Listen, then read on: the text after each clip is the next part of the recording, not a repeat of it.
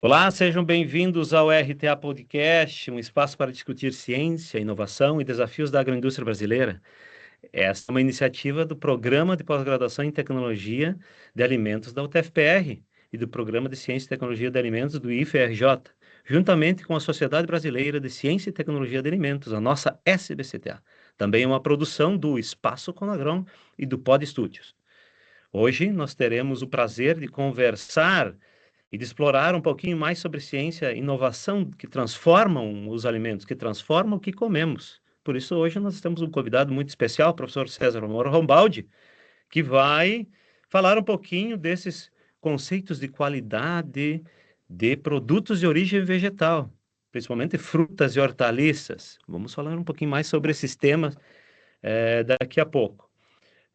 Eu sou o professor Luciano Luqueta e, como eu disse para vocês, o professor César von Morhombaldi, que é nosso convidado de hoje, tem formação em agronomia, pós-graduação em ciência e tecnologia de alimentos, trabalha com alguns projetos nacionais e com cooperação internacional, mas dedica-se principalmente às questões de qualidade e conservação de frutas e hortaliças, biofortificação e inovação pós-colheita, com bases conceituais em produtos saudáveis, seguros, sustentáveis e afetivos, os chamados conceitos 3S mais A. Professor, seja bem-vindo ao nosso RTA Podcast. Muito bem, já estou me sentindo bem-vindo. Então, já fui apresentado, obrigado, professor Luciano. Eu diria que a minha formação começou um pouquinho antes, sabe? Eu fui cursar agronomia, mas a minha primeira formação formal foi uma formação de colono, né? Então, eu sempre estive agricultor até sair de casa para cursar agronomia. Então, levei aquelas minhas curiosidades, aqueles meus sentimentos, né, lá da agricultura, uma propriedade de pequeno porte, lá no interior de Farroupilha. E essas palavras que surgiram aí, que tem bastante S no início, né, saudável, sustentável e saudáveis, e mais o afetivo, são palavras que estão hoje no palco, né, das prioridades de alimentos no planeta, mas aí eu retomo. Eram palavras que, com outro sotaque, eram ditas pela minha mãe, né? Se você vai estudar agronomia, nunca esqueça que ela usava outras palavras, mas que remetiam a isto, né? Então, passaram-se algumas décadas e a gente está com uma pauta bem legal aí, né? Nessa área É, da ciência e tecnologia de alimentos, que eu diria tem uma conexão, né? Que ela compartilha muito com a produção agrícola, né? Então é então, isso. Obrigado. Eu estou muito bem-vindo. Estou muito bem aqui. bacana, porque, ó, vejam, na verdade, nós não estamos falando de conceitos novos, estamos revisitando conceitos, então, vamos dizer assim, que Exatamente. parecem modernos, mas, na verdade, já existiam, mas de outra forma, que o professor traz aí como bagagem a sua caminhada até aqui, que começa antes da formação, que muitos despertam lá na graduação, outros já vêm isso, já vem trabalhando há muito tempo. Interessante. Então, pensando nesses conceitos aí, afinal de contas, esses conceitos aí, como é que o senhor começou a trabalhar, visto que são conceitos que são resgatados, embora o senhor venha trabalhando há muito tempo na sua carreira com a qualidade de frutos e hortaliças, em que momento que o grupo de pesquisa aí percebeu, não, esses conceitos a gente já trabalhava e vamos começar a colocá-los eles na linha de frente aqui para mostrar como eles se encaixam nos nossos projetos. Bom, então, primeiramente, na minha manifestação, haverá muito da expressão eu penso, eu acredito, eu opino. Então, muito provavelmente, metade do que eu for expressar não vai agradar a todo mundo. Então, serão verdades e não verdades. A minha dificuldade é separar o que é verdade ou não. Mas, enfim, então aceitem como manifestações, tá? Isso eu acho que é o primeiro para a gente começar bem a nossa conversa. Mas eu vejo da seguinte forma: como ciência e tecnologia de alimentos, a gente tem uma tendência de visualizar os alimentos depois que eles estão prontos. Aqui a gente fala da porteira para fora. Tá? Eu, desde o início, quando me senti muito bem nesse ambiente do alimento, da conservação do alimento in natura, do alimento processado, enfim, eu sempre senti uma necessidade de compartilhar como antes, né? Porque esses conceitos que a gente tá comentando, seguro, muito da segurança não nasce depois da colheita. Isso tudo foi construído antes. Quando nós falamos num conceito amplo, enorme, lindo, de sustentabilidade, a história começou bem antes. Começou lá quando alguém, no programa de melhoramento genético, disse que uma das metas era fazer tal coisa, estourar um teto de produção. Precisamos ao cultivar que chegue a tantas toneladas por hectare. Quando uma decisão é tomada desse tipo, eu já mexi com todos os conceitos, inclusive os afetivos, tá? Então, assim, eu vejo que isto, quando é que começou? Ele começou sempre, talvez não com estas palavras, mas sabendo que para a gente ter gerações de produção, para a gente ter alimentos que façam bem às pessoas, que façam bem a agricultores, que façam bem à humanidade, a gente, como ciência e tecnologia de alimentos, eu entendo, nós precisamos conversar, compartilhar mais com a produção agrícola também. Não, eu não estou falando, não vejo nada de invasão de área, essas questões de sombreamento de área, é diálogo, é entendimento, é conexão, então isso me parece bastante importante, né? Então, eu vejo uma necessidade da ciência, da tecnologia, da engenharia de alimentos, da inovação em alimentos, conversar, dialogar, ouvir muito sobre melhoramento genético, sobre manejo de plantas, tá? Sobre insumos agrícolas, não é invasão de área. Isso não existe mais em 2025, né? Então, a gente trabalhar do começo ao fim, quer dizer, de critérios de melhoramento genético, de critérios de desenvolvimento de insumos para a agricultura, de sistemas de produção agrícola, e, claro, nós vamos chegar no domínio onde a gente tem um conforto maior, né? Que é como conservar aquela matéria-prima, que é como manejar operações unitárias, processos, geração de produtos e coprodutos, né? Bom, mas eu vou ficar por aí, né? Porque eu já estou falando demais. Mas eu Não, acho que a primeira coisa é a gente meio que romper essas muralhas que definem isto é de uma área, isto é de outra área, né? Então, eu acho que acelera a evolução se a gente se comunicar melhor. mas é interessante esse raciocínio no sentido de que a qualidade ela não nasce na indústria, mas no campo. É Uhum. isso que a gente está vendo. E isso também muda assim completamente a forma de enxergar o papel de cada produtor, de quem processa, de quem consome. Esses conceitos, essa ideia, né? É mais ou menos por aí. ah, Até a forma como o produtor vê que ele está gerando um produto que tem que gerar qualidade, né? Tem. É É bem por... assim. É. É assim. E já que estamos falando nisso, eu acho que justamente como nós estamos aqui no ecossistema da ciência e tecnologia de alimentos, né? No meu entender, o grande alicerce começa no melhoramento genético, tá? Uhum. Ah, mas isso é coisa para melhoristas. Claro, melhoristas têm uma competência, né? Tem uma história, tem uma trajetória.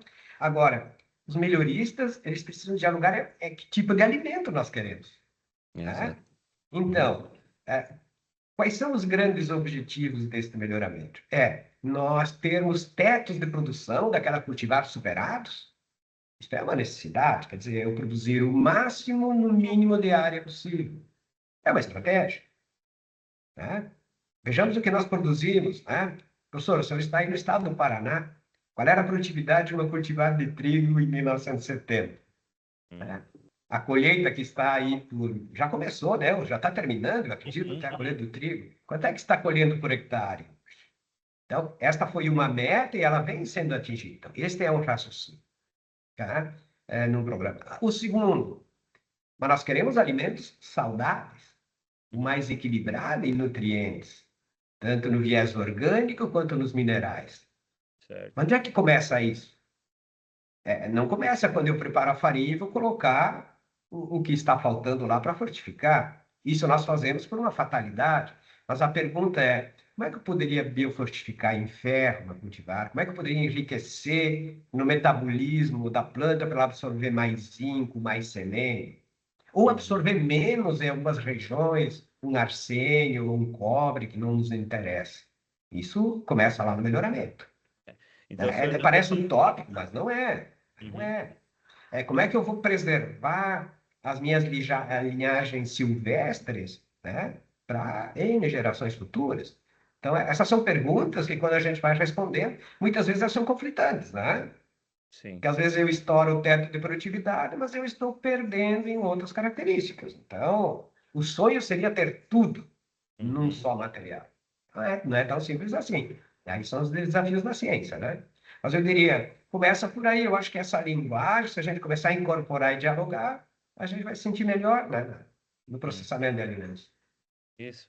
Então, esses conceitos aí, esse conceito que a gente falou no início aí, que do 3S mais A, como é que ele entra no campo? Você acha que facilmente já existiam, né? Mas as pessoas podem chamar, mas esse é um conceito moderno, atual. Então, como é que ele entra? Ele entra desta maneira. Na questão da saudabilidade, na sustentabilidade, ele entra desta maneira, né? Então, ah, E eu afetividade, né? acredito assim, sobre o cenário, que nós poderíamos falar assim, alguns exemplos para se sentir mais no campo da produção, né? E- Então, como é que a gente vai associando estes conceitos?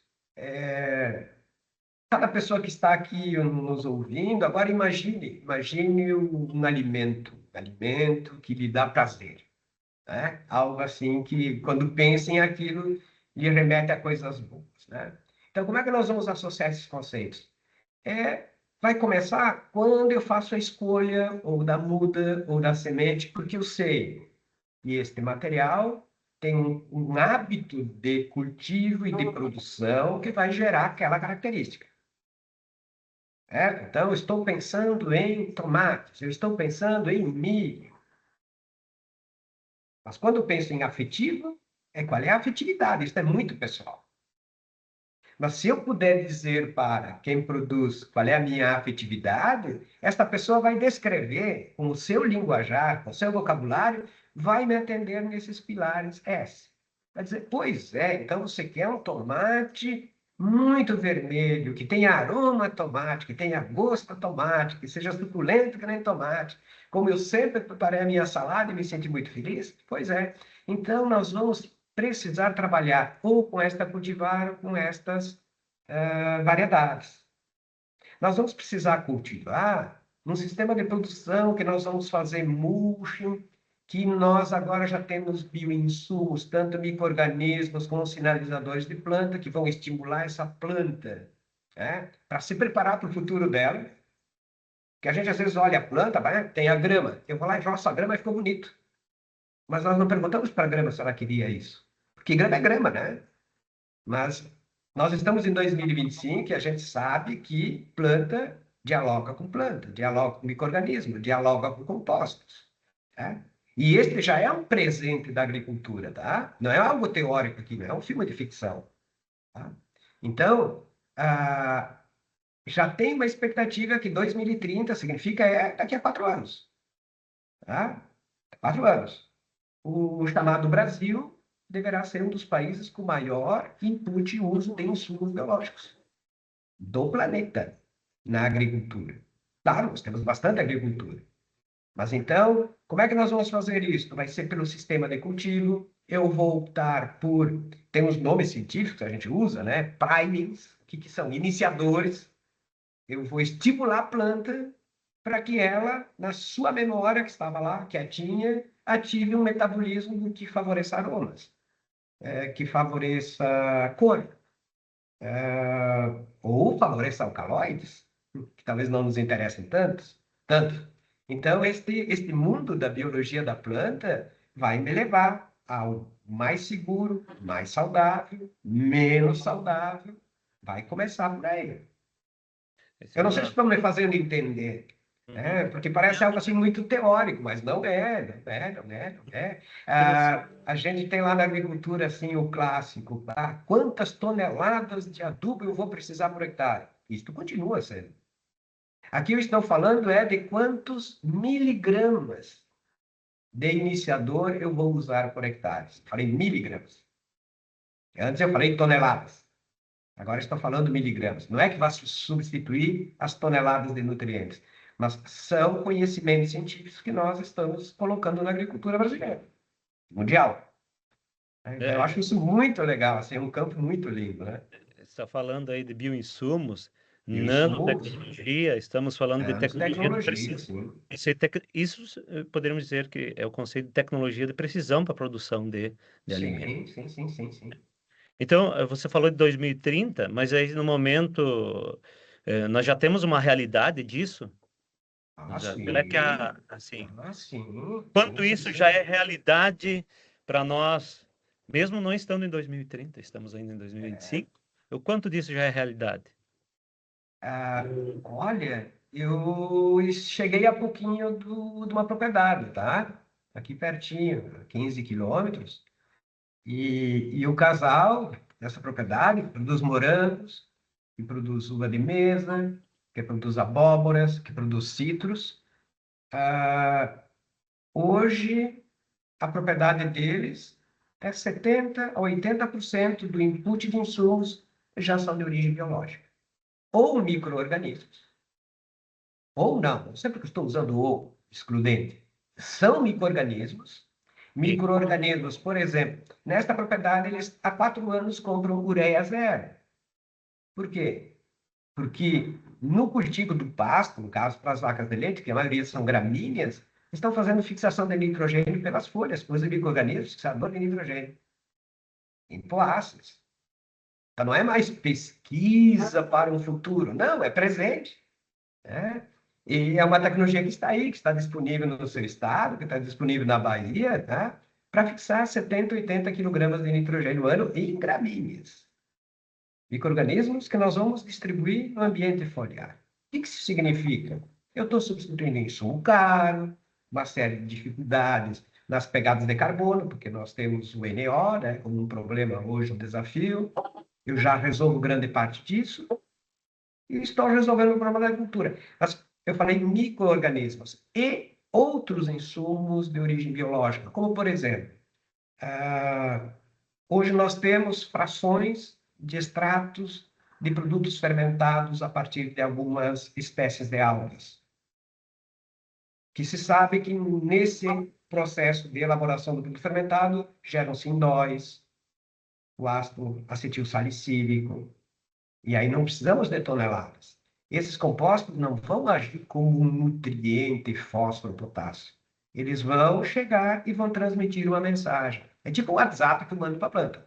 Olha, eu mando uma mensagem, não é fake news, hein, planta? Fica tranquila, te prepara, tá? O sol forte vai chegar, tu te prepara, tá?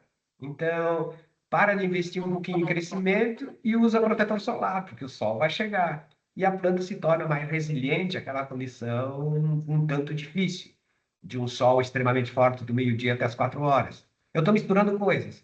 Mas então, aqui nós não estamos mais falando de laboratório, de ideia, nós estamos falando de prática cultural que está acontecendo. Tá? Que Isso está sendo usado, né? Nós estamos usando isso.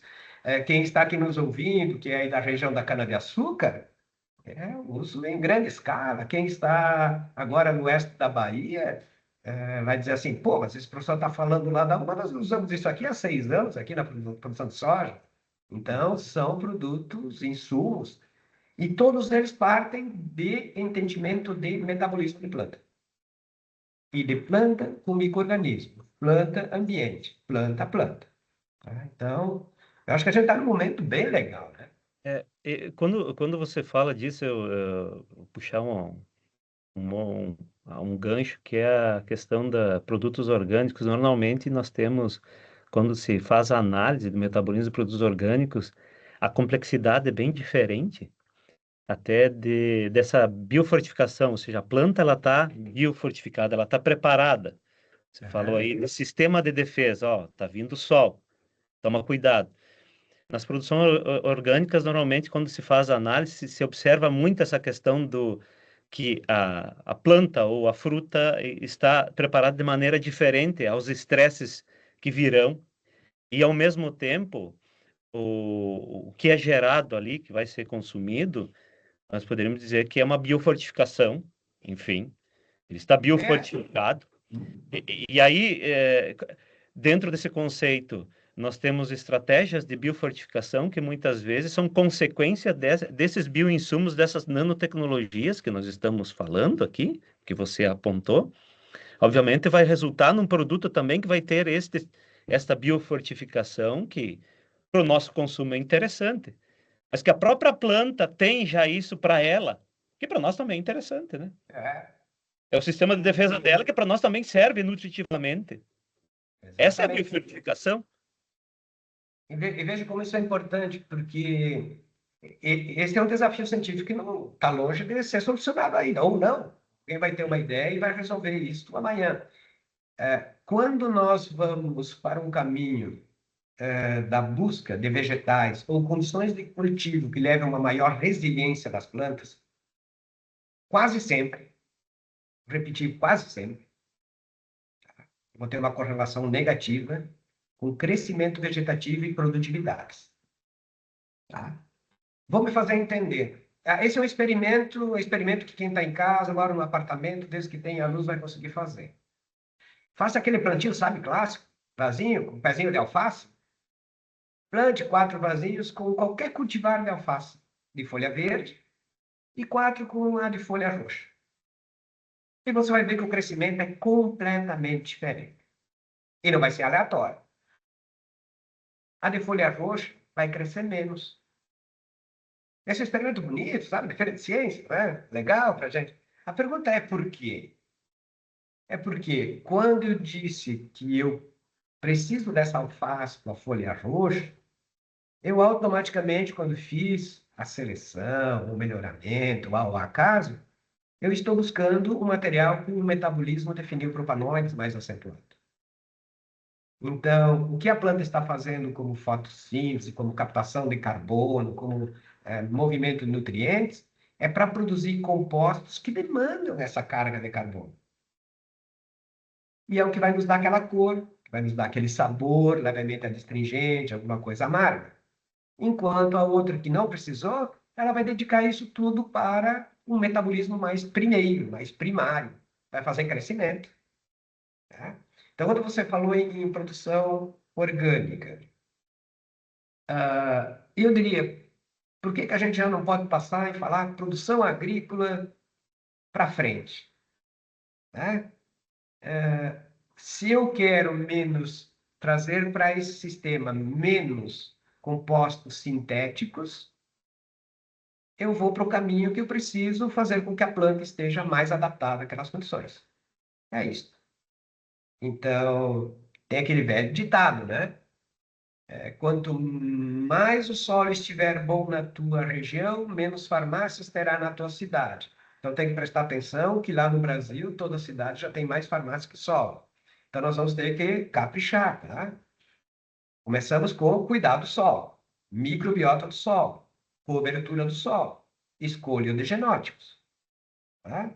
E esses conhecimentos que nós estamos falando de insumos bio, tanto vivos, orgânicos, micro-organismos, quanto estes insumos, um ácido fúlvico, um ácido úmico, um indol, que são produzidos a partir desses produtos fermentados, eles vão sinalizando a planta para tolerar aquelas condições adversas. Então, mais ou menos é esse, é um caminho da agricultura, eu não diria brasileira, né? É do planeta Terra, né? Essa é a tendência. É, E, claro, se depois eu vou fazer extrações de compostos polares e apolares e faço uma espectrometria de massa, eu vou ver que há diferenças. sim. Nós estamos falando aí, você comentou sobre a relação planta-solo, né? Planta, micro-organismo. Já tem muitos estudos e alguns livros que na literatura demonstrando a importância que existe dessa relação que está ligada a esses bioinsumos, né? Esta relação, esse consórcio que existe natural, né? Entre essas plantas, essa relação que existe entre elas, né? E o uso dessas ferramentas modernas para entender como ocorre essa associação, né? Embora a gente vá para laboratório para entender, mas essa relação lá existe, ela é importante, né? Para nós entendermos como nós vamos tratar esta planta. Você deu o exemplo ali de colocar no escuro, fazer um experimento, enfim. É a relação da planta à planta, a relação com o solo, com o sol, com o micro-organismo, enfim. Bem interessante. Não, e Sim. veja bem como se está evoluindo no entendimento dessas relações. Por quê? Porque, que bom, hoje é difícil a gente ter a infraestrutura, porque ela é cara. Hum. De todo modo, nós temos um instrumental disponível hoje para a questão da genômica, da transcriptômica, da metabolômica, Uhum. né? Não são insumos baratos, não são equipamentos baratos, não são manutenções baratas.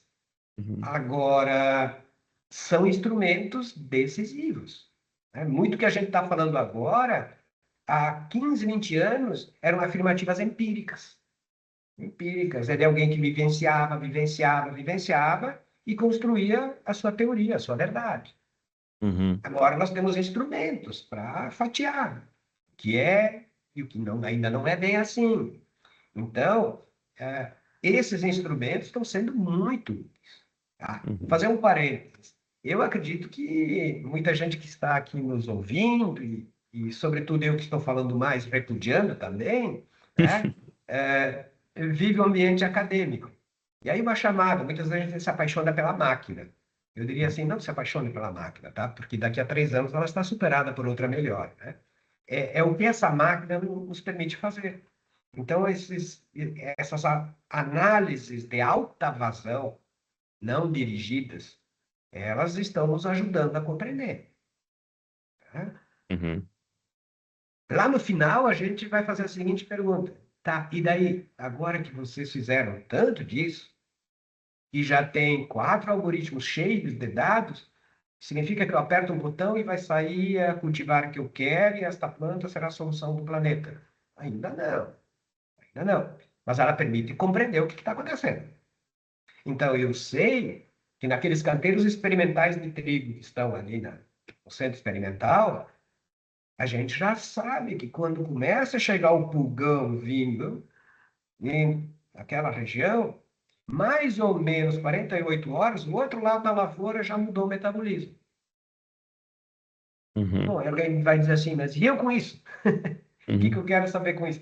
Mas espera aí, nós já estamos colocando em evidência que tem uma transmissão de uma mensagem, que a gente está entendendo quem são esses compostos mensageiros, e aí depois nós vamos ver, tá, e o que eu faço com isso agora? Como é que eu Uhum. vou ajudar isso em prol de uma família de agricultores que produzem trigo para se defender dos pulmões, sem o uso de um inseticida sintético, né? Na verdade, nós queremos chegar a isso lá no final. Uhum. Agora, primeiro nós temos que entender a causa, depois vamos ver o que vamos fazer. Uhum. Mas É, essa é a perspectiva. assim, obviamente que nós estamos falando dessa relação, mas sem, como você falou, as ferramentas modernas aí, as ferramentas são muito importantes para ajudar a entender, né?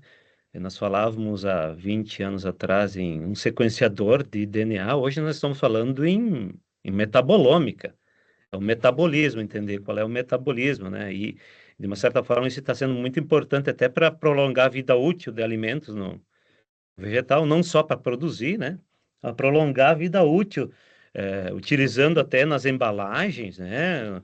O, alguns compostos que são de plantas ou até de micro-organismos nas embalagens, Tem isso, para prolongar a né? vida É, útil. não fossem esses estudos aí que completam 3 décadas, ou quase 4 décadas da genômica, nós não estaríamos aí, vamos dizer assim, fechando a geração de estrangeiros. Eu falo fechando porque não é um investimento do presente e do futuro, Uhum.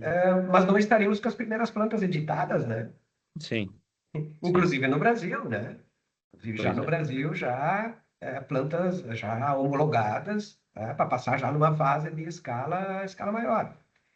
É. Como é que Uhum. isso surgiu? Foi apenas em 15 dias de trabalho? Foi uma máquina que fez? Não, foi muito trabalho, muito sequenciamento, muito transcriptoma, muito ensaios, muitos mutantes, né?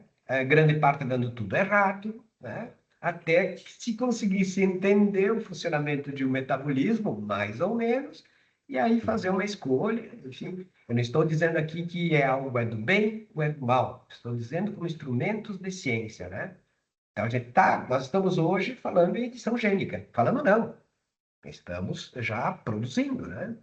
Uhum. Então, é uma realidade também, né? Uhum. Às vezes a Então, gente acha que está distante, muita coisa né? está distante. E tem muitos produtos que já são consumidos há muitas e muitas décadas que passaram por esse processo já antes. E às vezes assusta quando chega uma novidade, e aí, porque muitas das novidades acabam sendo muito simples e acabam chegando a um transgênico, um milho transgênico, com resistência a um. Não existe só isso, existem outros tipos de elementos, até Sim, própria manipulação de micro-organismos que são ditos como bons para consumir, para a digestão, para o intestino, enfim. Muitos deles passaram por seleção, enfim, passaram por uma série de estudos para dizer, um estudo clínico, para dizer, para afirmar que aquilo realmente faz bem. E eles são naturais, de algum lugar estão vindo, enfim. Então, algumas inovações não parecem tão distantes, estão no mercado já. estão aí, estão na nossa volta. Uhum, Ao menos pelo meu conhecimento, já está homologada já uma cultivar de soja, que está nascendo aí no estado, na Embrapa do estado do Paraná. Já está homologado uma cultivar de tomate editada, tá? Isto aqui no Brasil, tá? uhum, No mínimo, essas duas já são uma realidade tecnológica, está uhum. posta, né? Sim. É, em termos assim de, o senhor que trabalha bastante com pós-colheita, o que que o senhor, só uma pincelada na questão da conservação pós-colheita, depois nós entramos na questão, depois nós vamos entrar um pouquinho mais na questão da importância que isso tem no impacto social, econômico, cultural, porque tem uma questão cultural, você lá no início falou de uma questão cultural própria sua, e esse tema é muito, muito interessante. Mas antes de nós entrarmos, a questão das embalagens, que hoje também nós temos bastante estudos, eu vejo assim bastante estudos em relação a embalagens com alguma função, biodegradáveis, com algum elemento que ajude na conservação.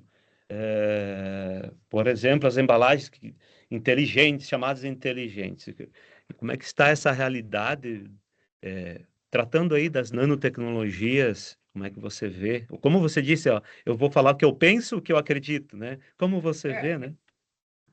em relação a esse assunto, principalmente pós-colheita e embalagens, eu tenho participado em vários estudos aqui com outras instituições, organizações, e tenho estudado bastante. Então, me sinto bem tranquilo nisso, tá?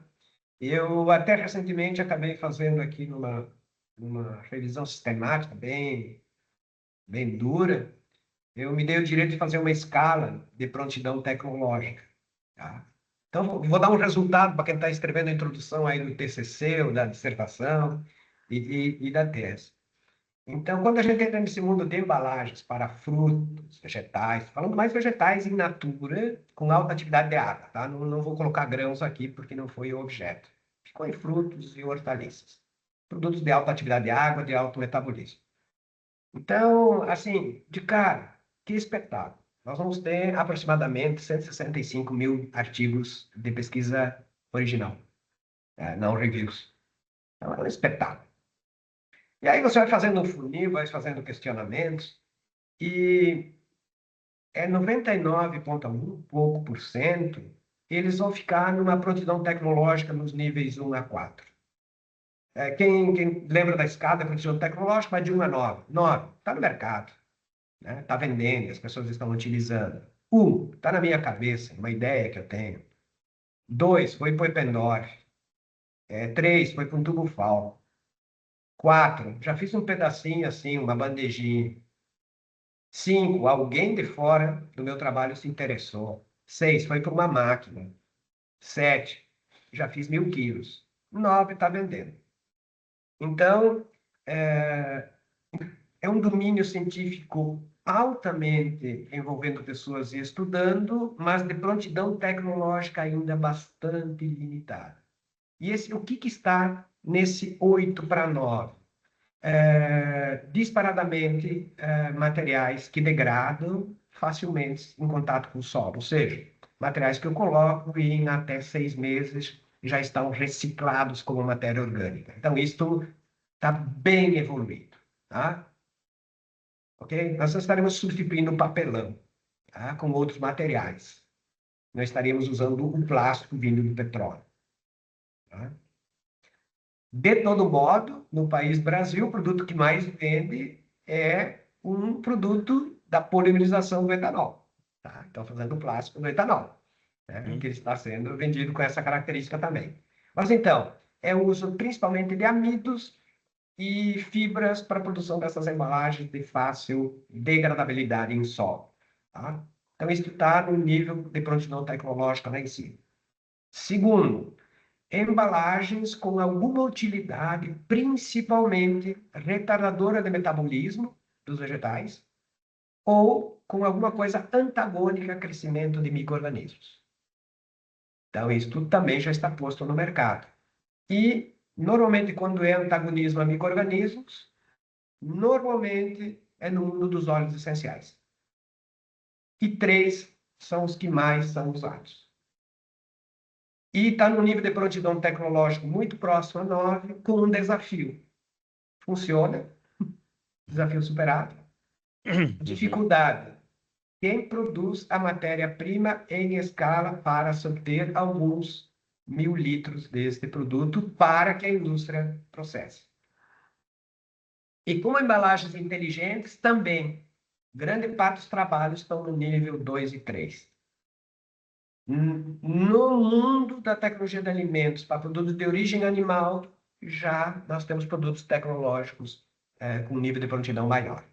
Principalmente na embalagem de hambúrguer, de carne de aves, suínos, enfim. Aí nós temos produtos com sensores, indicadores, normalmente algo assim de fácil detecção, cor, né? Que já estão no nível de mercado. A dificuldade volta lá quando a gente encontra lá aquele limonoide que funciona muito bem, e aí alguém diz assim, pô, agora eu preciso 3 quilos disso para essa semana.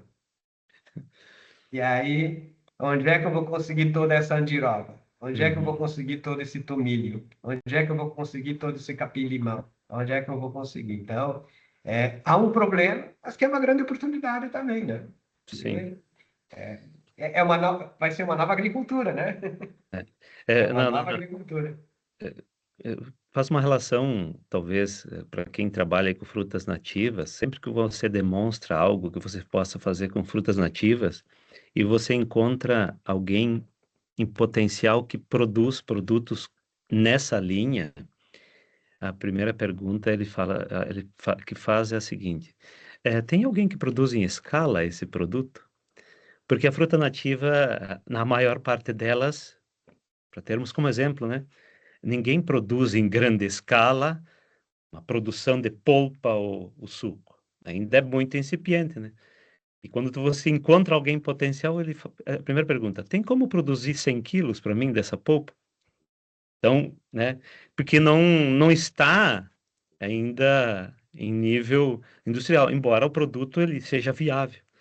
Então, acho que mais ou menos por aí que surgem as oportunidades, vamos dizer assim, as oportunidades estão postas, né?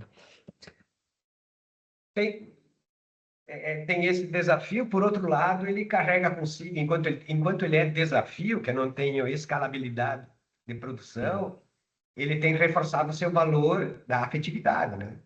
Uhum. Então, E- até tomara que a gente tenha aí pessoas que estejam do bioma, grande bioma Amazonas, mas há um estudo de sociologia que mostra uma certa perda de afetividade. Agora eu vou ter que ir, né? Agora não tenho mais direito de parar a frase, certo? Certo? Agora tem que ir. Uhum. Agora eu tenho que me trair, vai dar bagunça, vai dar. Mas nós estamos aqui para isso também. Uma certa perda de afetividade pelo açaí, porque ele gerou uma escalabilidade, ele gerou um espaço da domesticação e ampliação, de tal modo que aquela pessoa com um sentimento mais raiz está se sentindo agredida.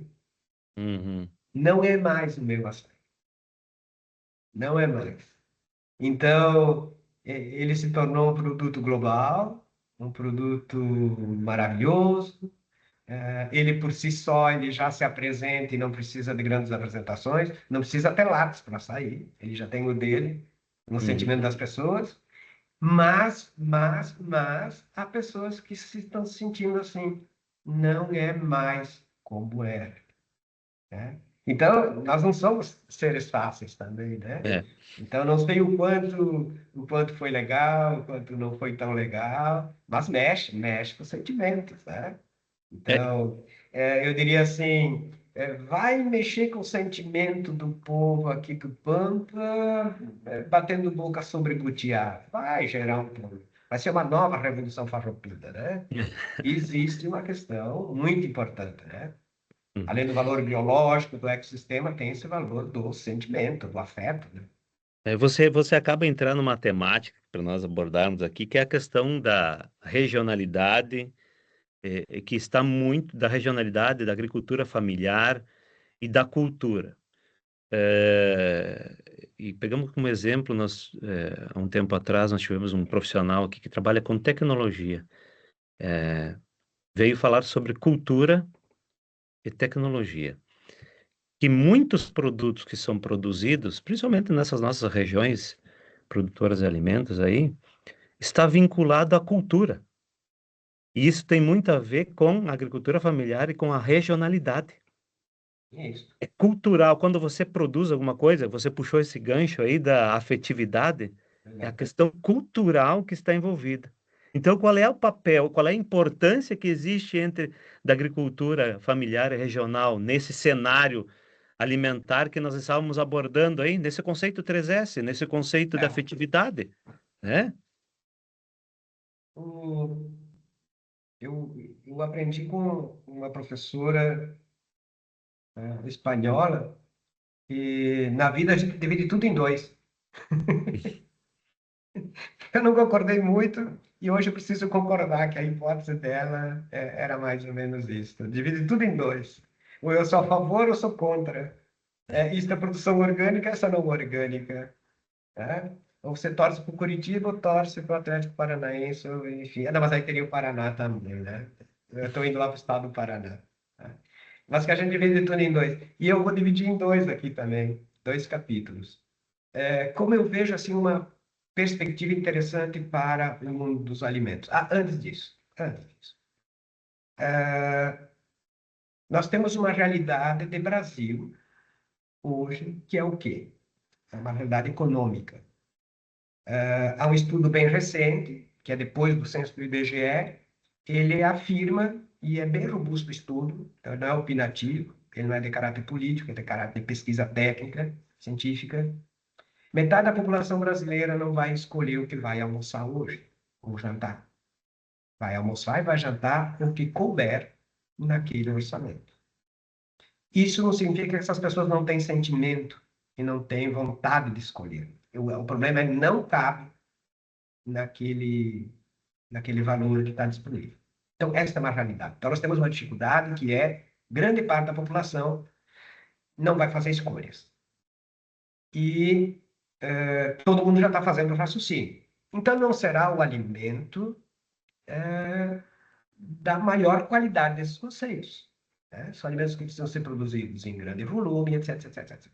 Bom, vou parar por aqui, porque senão vamos criar muita confusão. Voltemos ao dividir em dois. Eu vejo uma grande oportunidade de trabalho, nós, academia, e corporações, alimentos onde nós temos o que eu chamo de capital tangível. Tangível é o quê? Eu estou aqui com uma caneta, é tangível. Tangível. É o quê? É comida. Eu preciso produzir comida. Comida para quê? Para comer. Para fazer o quê? Acabar com a fome. É comida. É tangível. É quantos quilos, é quanto custa e a que preço ela estará disponível. E como eu resolvo o problema de quem precisa, que todo mundo precisa se alimentar e estar bem nutrido. Muito bem. Eu chamo capital tangível. Tangível. Precisou trator, terra, colher, armazenar, transportar, moer, processar, embalar, pagar os impostos e um alimento que estará seguro dentro da lei. Tangível. O grande espaço é do capital intangível. Capital intangível é aquele que representa muito, mas eu não preciso nada tangível. Né? Eu não preciso nada tácito que eu toque. Vai tocar com o quê? Com o sentimento das pessoas. Tá? Então, quando a gente fala em sinais distintivos, que é uma certificação participativa, uma certificação orgânica, uma certificação de dinâmica, quando eu falo do produto com indicação de procedência, quando eu falo de identificação regional, quando eu tenho o selo da agricultura familiar, haverá também, porque vamos dividir em dois, quem diz isto não me interessa, e alguém que diz isto me interessa. Nós estamos falando de capitais intangíveis. Eu não preciso construir um prédio, uma fábrica, para ter o produto agrícola familiar. Ele será processado na mesma condição, mas ele é um capital.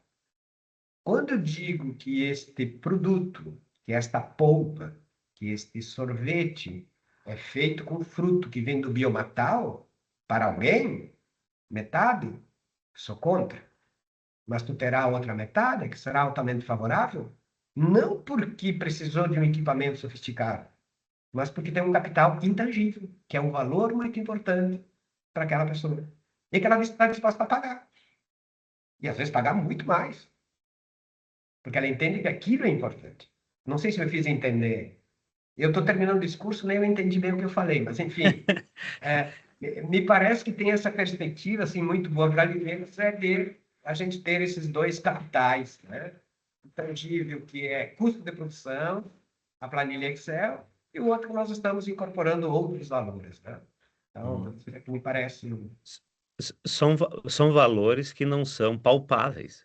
São valores que Exatamente. vêm do sentimento da pessoa, do pertencimento. Porque muitas vezes, vamos adicionar aí a questão do pertencimento. Então, por exemplo, nós temos regiões do país que nós temos denominação de origem de um determinado produto. Exatamente. E essas pessoas têm um sentimento de pertencimento. E até quem não é de lá vai dizer assim: não, eu vou consumir aquele produto, o queijo da Serra da Canastra, porque Exatamente. tem um pertencimento e um histórico cultural sobre aquilo. Café brasileiro, em algumas Café. regiões. Hoje nós temos muita gourmetização e muitas fazendas menores de pequeno porte fazendo esse trabalho de identificação, região, enfim, onde eles têm um trabalho de pertencimento, de regionalidade, de... Então, esse intangível que eu entendo muito bem, está relacionado a essas questões que não é dita da própria produção do grão, e sim do produto em si, da onde ele está sendo produzido, a quem pertence e quem está processando. Isso, é, isso tem a ver com a cultura. É, É, o- a a- cultura da produção. Qual é a cultura de produção? Quais são essas pessoas? Quem é que está produzindo? São pessoas da agricultura familiar. Muito bem. Esse é um tipo de, de- esse é algo intangível, né? sim, sim. É, a gente vai usando palavras diferentes, enfim, todas remetem a questões de percepção e de consciências, né?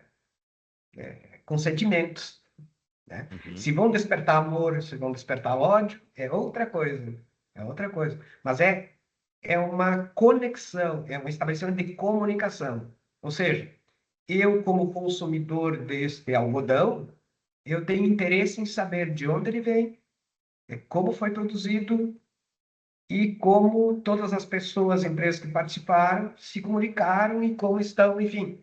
É um conjunto da obra que tem um valor. Eu saí de alimentos, eu fui para algodão, porque esse mesmo conceito, ele foge de alimentos, Uhum. né? Isso ele está lá no óculos que eu estou usando, ele está, enfim, está no planeta Terra, né? Está no aplicativo que a gente usa para se deslocar de A para B. Tá? E em Uhum. alimentos, que bom aí que tem incrementado enorme, na minha opinião, enormemente aí nas últimas 2 décadas, né? Que Então, sim. a gente está falando nas certificações, a gente está falando em indicações de procedência, nós falamos em denominação de origem, a gente está falando em produção justa e equitativa, né? Que ela pode estar por dentro de todos esses outros. Ou seja, Conceitos desde modernos, que clean label, né? também então, são conceitos que eles vão se permeando, né? Uhum. E, em geral, isto agrega esse valor sentimental e por trás dele, ou à frente dele, ou dentro dele, em geral, representa um valor de venda maior também, Sim. né? Ou seja, as pessoas têm satisfação para quem pode, Uhum. né? Para quem pode fazer isso. Não significa que quem não pode não goste disso, mas talvez naquele momento não seja possível. Mas essas pessoas têm um sentimento de prazer em poder contribuir para esse conceito. Então, como nós temos também uma população que pode, que bom, né? Vamos. Tem E é um conceito que não vem em nenhum contraditório com os que a gente vinha falando. Com segurança, não, eles são estruturantes, né? Estão no mesmo passeio. Sim. Esses conceitos, muitas vezes a gente vê, parece que está distante, porque a gente ouve muito falar em reportagens, ou quem já teve oportunidade, né, de visitar, um conceito europeu, denominação de origem, certificado de origem, essa questão de saberes locais, e isso é interessante, né, que a gente chama também de saberes locais, né? Locais. Os agricultores têm os seus próprios saberes que ao longo do tempo vão se aprimorando, mas que têm uma origem, e aqueles saberes são valorizados, são agregados ao valor do produto. Então, Exato. eu vejo que talvez para nós aqui, Brasil, acho que são conceitos ainda muito novos, porque não são muitos, são vários exemplos, né, que nós já temos dessas denominações, dessas questões regionais, mas que ainda tem muito potencial, muitas oportunidades. E toda vez que surge um, por exemplo, que seja de um queijo, que seja de um vinho, sempre tem um impacto muito grande. A gente Tem. percebe um impacto É o muito grande. vinho, é o mel, é a cachaça, é a maçã. Então, que Uhum. espetáculo, né? Espetáculo. Claro, lá no início, os primeiros movimentos aconteceram em cima do vinho e do queijo, porque é uma meio que transposição ao já estabelecido, principalmente no continente europeu, né? E a tendência é aumentar. É, E como eu provoquei no início, da gente começar a romper algumas muralhas, né, da produção agrícola ou pecuária, com essa tecnologia de alimentos, eu vejo assim um outro domínio que aproxima muito a valorização desse capital intangível. É o turismo, né? Então, agroindústria, principalmente quando sua vocação é mercado brasileiro, né? Num ambiente hoje de uma vida digital, junto com a digital tem a real, né, que é o turismo. Então, assim, me parece ser um dos vetores fantásticos para a agroindústria, principalmente a de pequena escala, pequena, média escala, né? Porque uhum, ela tem justamente esse conceito da comunicação, né? Então, uhum, eu diria assim, municípios, estados que capricharem, que entenderem que o turismo é vetor de agricultura, de pecuária, da agroindústria, vão estar à frente de outros, uhum. né? E Que esse, nós temos uhum, o turismo de litoral, é o maior turismo litoral do planeta. Agora, nós temos muito mais do que isso no Brasil, né? Sim. O turismo do alimento e das paisagens é fantástico também, né? Então, a gente vê que tem mosaicos já de desenvolvimento econômico no Brasil, e a gente vai ver que ali tem o turismo com propulsão da agroindústria, com propulsão de uma agricultura que incorpora esses capitais intangíveis. E Aqui não é uma briga de agricultura intangível e intangível, não é isto. Nós não é isso. precisamos uma para produzir, né? É um negócio, a outra também é um negócio que incorpora outros componentes, além de toneladas. Professor, é algo assim, vamos um pouquinho além, porque é uma valorização de quem está produzindo, valorização cultural de saber e de trabalho daquelas pessoas. E para as pessoas que estão consumindo também, é de valorizar aquilo. Veja a importância, para quem está produzindo, você falou da afetividade. A afetividade não é só para o consumidor, a afetividade é para quem produz. Quem Você produz, citou um exemplo até provocativo, mas quem está produzindo algo que de conhecimento que já está estabelecido lá, para ele também é importante essa questão da claro. afetividade, não só para quem está consumindo. Então vejam só, esses conceitos, lá o 3S, obviamente que essas pessoas, quando vão atrás desse tipo de produto, estão atrás desses 3S, porque esses conceitos começaram a ter uma importância muito grande nos últimos anos, né? A saudabilidade. É saudável ou não é saudável? Tem pouca gordura ou bastante gordura? Tem menos açúcar, mais açúcar? Tem compostos fenólicos? Tem fibras? Tem, enfim. Qual é que é a função que vai ter em mim? Obviamente que nem todo mundo consegue fazer essa escolha, mas o conceito cresceu. Esse é o conceito da afetividade, que está relacionado a quem vai consumir, é da onde, me pertence ou não me pertence, ou a quem pertence. E para quem está vendendo também, eu estou vendendo que tipo de produto? Em termos dos 3S, em termos da afetividade. É um produto que é meu, eu pertenço a esse produto, é meu, e eu estou fornecendo algo bom. Então, esses conceitos me parecem assim, estou fazendo uma linha de pensamento que ele se insere bem nessa parte de produtiva agroindustrial, para estimular não só ah, ali, naquele local, mas os demais para produção, para competitividade, porque aí aumenta a competitividade quando você tiver mais produtores fazendo esse tipo de trabalho, né? Aumenta a demanda, produtores vão enxergando, vendo, né? Como é que você vê aí? Como é que você tem trabalhado e como é que você vê, acredita que a gente possa estimular mais essa questão da inserção desses conceitos para qualidade, para produtos de denominação de origem, na agricultura familiar, que eu acho que a agricultura familiar ainda é a grande alicerce para produtos frescos, né? Sim. Como é que nós podemos trabalhar esses conceitos para inseri-los com vamos dizer assim, mais forte, né?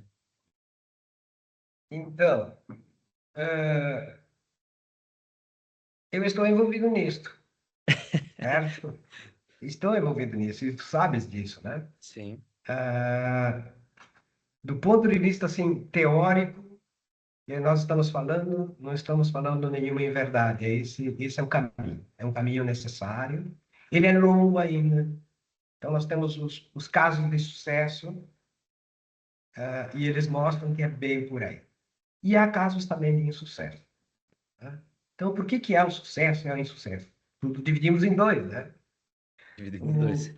O, os casos de sucesso eles partem de uma necessidade impositiva. Não avança com atitudes individuais. Isso parece simples. A gente fala, tem que fazer trabalho em grupo. Quem faz? Uma pessoa. Eis o desafio, né? Então, o problema é lá em casa, é na faculdade, é na escola, é na comunidade. Então, quando alguém, enfim, vai desenvolver. Então, são ações coletivas, de comunidade. Eu sei que parece teórico que estou falando. Eu não conheço caso de sucesso que tenha nascido porque uma família disse que ia revolucionar e fazer aquilo. Virou um grande negócio. Capital tangível. Ou implantou um grande resort. Virou um grande negócio. Para quem empreendeu. Uhum. Ótimo. Mas quando nós falamos em agricultura para um mercado mais nacional, para a grande população, que nós tenhamos todos esses conceitos envolvidos, eu repito, precisam-se ações coletivas. E o coletivas não é só das famílias de agricultores e agricultoras. A gente precisa, o chamado poder público.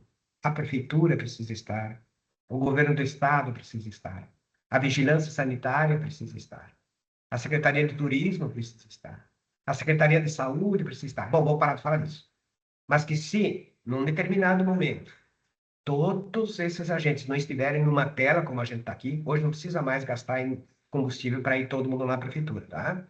Pode ser assim. Se esse pacto não se forma, a possibilidade de sucesso é muito grande.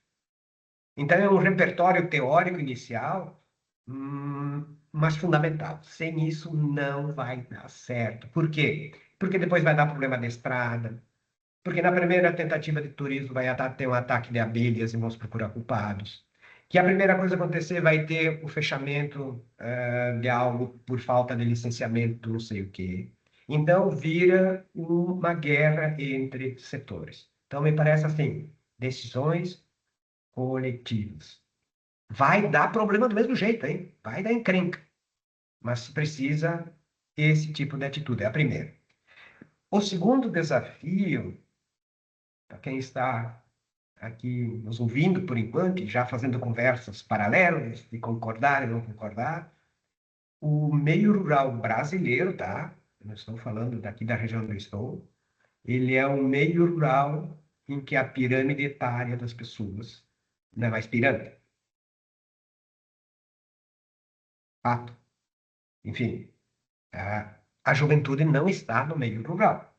Nem a população brasileira, nem a juventude. Então, aí é um círculo vicioso. Porque esses são investimentos que não se fazem em 6 meses. Então, tem que gerar uma expectativa e uma realidade muito rapidamente, senão desiste.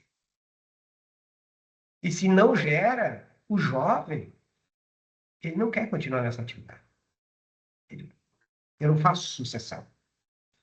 Por que que é um círculo vicioso? É que se fizer sucessão nesse negócio, eu estou tentando fazer um caminho reverso. É a migração urbana para o meio rural de jovens que vão ter uma trajetória longa nessas possibilidades. Tá? Mas para início de conversa, precisa uma mesa tangível, uma mesa digital, onde esses agentes públicos, esquece partido, e propriedade privada formem um pacto para que a coisa aconteça. Porque sem estrada boa, sem água potável, sem ambiente florido, as coisas não vão andar. Não vão andar. Eu sei que a gente aqui está pensando na embalagem, no produto com menos input de aditivos, tá? Tudo bem. Isso tudo vai ser obrigatório. Mas tem o antes. É o antes. Essa criação eu chamaria de governança para que a coisa aconteça. Então, para chegar uma DO, vai precisar isso. Para chegar uma IP, vai precisar disso. Para fazer o turismo daquela região, vai precisar disso. O disso que eu estou falando é esse acordo coletivo. Uhum. Quem não quer usar a palavra coletivo, usa outra. Um acordo entre todas as pessoas que ali vão estar envolvidas. Cooperação, Cooperação. né? É, Paciência. sim. E até, está falando de modo mais amplo, né? Mas até entre uma família vira um negócio, né? Se for só uma família, vira um negócio. Se você junta várias famílias, você tem uma cooperação, uma cooperativa. Muitas vezes é uma saída viável até para o tipo de negócio que está se propondo a fazer naquela região seja tangível de acontecer. Mas essa primeira parte ela é preponderante, né? É um ponto nevrálgico. Essa inovação, essas inovações, nós vamos lá encaminhando para o final, senão nós vamos ficar aqui, não como podcast, mas sim como um programa de rádio que dura uma manhã inteira de debates e opiniões. Professor, o que você poderia dizer aí como uma mensagem final sobre esses conceitos, em termos práticos aí o senhor tem tido algumas experiências, né, com os produtores, algumas cooperativas, né, na região onde o senhor atua. Obviamente que em outras partes do país também temos esse, mas qual é a forma mais acessível? Somos nós da universidade, somos nós mais as EMATERs, somos nós mais as fundações de pesquisa, somos nós mais a prefeitura ou somos nós simplesmente? Quais iniciativas? Como é que tem sido isso para acessar e para que os produtores acessem essas inovações e que, na verdade, reforcem e melhorem os seus conceitos, os seus saberes, porque nada mais é, pela conversa que nós tivemos, para aqueles que acompanharam toda a conversa nossa, quem não acompanhou, vai lá no início e vai ver o início da conversa, né? Que, na verdade, nós estamos falando de saberes antigos e muitas vezes precisam ser reforçados ou até renovados com informações novas para mostrar que aquilo realmente é ok que você está fazendo e que tem algo a mais que você possa fazer. Mas então assim, ó, nesse encaminhamento para o nosso até breve, né, professor, eu vou usar um exemplo aqui que eu tenho usado ele seguidamente. Ele aconteceu há uns anos, 6 ou 7 anos, chegando numa propriedade aqui na Polônia, né? De uma família que estava querendo fazer um investimento e aderir já a um grupo de turismo rural. E lá estávamos no caso nós, eu estava aqui pela universidade, mais os colegas da Emater, e aí a proprietária diz assim, sabe que um dos investimentos que vocês deveriam fazer era comprar uma Kombi. Muito legal, sei que está ouvindo não está gostando. Vocês deveriam comprar uma Kombi, diz ela, porque um dia vem a organização, ela não falou organização, ela disse o nome, sabe? Um dia vem alguém aqui que vai nos ajudar a fazer tal. No outro dia vem tal aqui que diz que vai nos ajudar a fazer tal. Vem outro aqui e vai fazer tal. E depois não acontece nada. Numa Kombi, diz ela, cabem 11.